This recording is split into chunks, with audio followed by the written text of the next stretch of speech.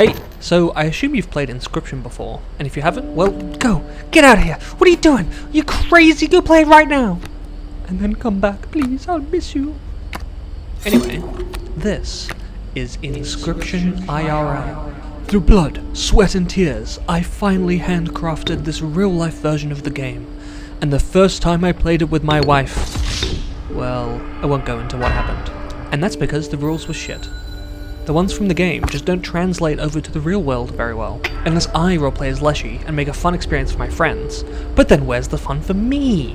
I want to play the game too, and no one else wants to roleplay Leshy. My god, just look at him!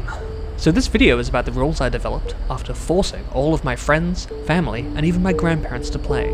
Credit where it's due, I was initially inspired by Hooligan37 on Reddit, but I've changed a whole bunch of the rules around from that version, so here we go! Also, if you're lazy like me, here's the chapters I'll talk about.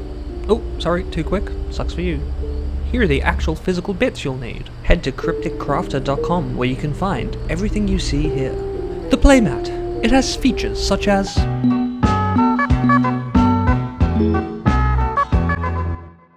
the cards. I spent more money than I'm willing to admit having these printed professionally. I really wanted to know what Noah was feeling like when he made the arc, so there's 2 of every Act 1 card. Except for these bad boys here. As fun as they are, they got way too hard to beat and felt unfair, so don't print those ones. Oh Mothman, how I'll miss you.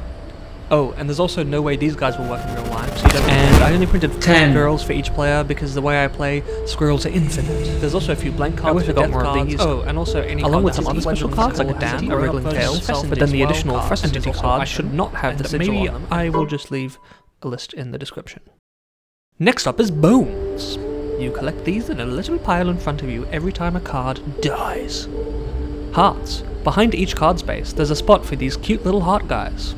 When your creature gets viciously attacked by the enemy, you remove the cute little heart guys. Candles.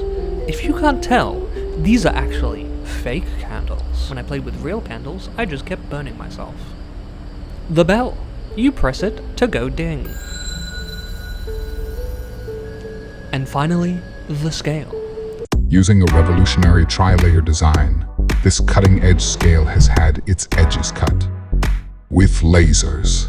Made of real walnut wood, 3 layers are fused together, encasing a set of powerful neodymium magnets.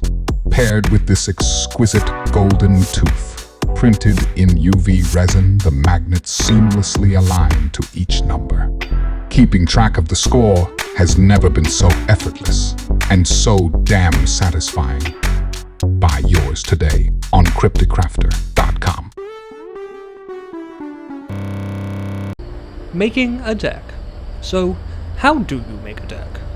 Originally, we just put all the cards in a big old pile and pulled from that. It was good because the game just started straight away, but then I would pull a mole and someone else would pull a mantis god, and it just doesn't feel fair. So now, we do what is gracefully named the 3-card double pick. Yep, that's the best name we could come up with. After shuffling everything, 3 cards are flipped over. I'll grab one, my enemy will grab another, and the third is euthanized. We do that 10 times, and then restart. But this time, my enemy will choose first, and I'll choose second. So now, we have 20 cards! Woohoo! How to play. I'm still assuming you've played Inscryption, at least Act 1, so I'm just going to go over what has changed.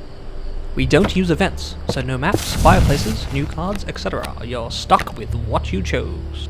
On the first turn for each player, you can only deal 3 damage maximum. This is to stop you just killing someone before they've had the chance to blink.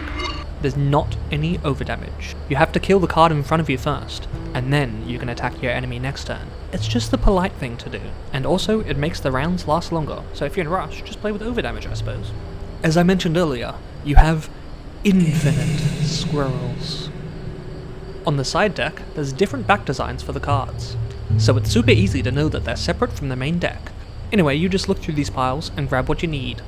The upgrades pile has grown-up cards like the wolf and the raven. The swaps pile is for random extra bits like bees, dams, extra ants, etc. If a card's damage is being affected, like from this stinky, disgusting creature here, you just keep track of it with your big old brain. With already having to place the health and bones, I didn't want yet another small token to keep track of, and I don't want to get any closer to that stinky thing. Actually, you've just kind of got to keep track of all the health and upgrades and everything on your own. I know it might seem scary, but you're a grown-up now, and someone has to tell you eventually that life is hard. You've also got to trust your opponent and make sure they're doing the right stuff too. The general order of play goes as draw. You have to draw something, and not a picture. Play. Put out as many cards as you can. Ring the bell. Your cards deal damage one by one, following this arrow on the board, keeping track of what sigils might affect things and removing the health from the enemy's cards. The end step. Activate any sigils, like the Sprinter, and wait to see what your enemy does next. Last couple of things now, if you want, you can use items. Ooh, items. When you have exactly 4 damage against you, you get an item. You can use it whenever you want on your turn. It's your lucky day. Items basically just make the game last a bit longer and can lead to some hilarious things. What happens when you die? This has been a topic of debate for centuries. No one really knows what happens to us after we die. However, I've actually developed a series of rules that will tell you exactly what happens. When you die, blow out one of your totally real candles, and then every card that's in your hand you get to keep. But every card on the board is removed from play. You don't get any bones, and you don't get your unkillable cards back. Sucks to be you. At the start of the next round, both players pick up 3 extra cards and 1 extra squirrel. So you often ends up with tons of cards, which is sick and gives a great kickstart to round 2. The losing player also gets the greater smoke card and goes first. Yes, you heard that right. The losing player gets 5 extra cards in their hand on top of whatever they were left with before they lost a life. Remember, you can only do 3 damage on your first turn. What happens when you die again? The second time you die is even more devastating than the first. So to make up for the horrible loss and sadness you're going to be feeling, you get to immortalize your grief in the form of a death card. Because I'm not a lunatic, I think. You draw your death card onto a card sleeve, which can then be swapped out as needed. They're made the same way as in the game, by shuffling what's in your hand and all of your cards that have died during play.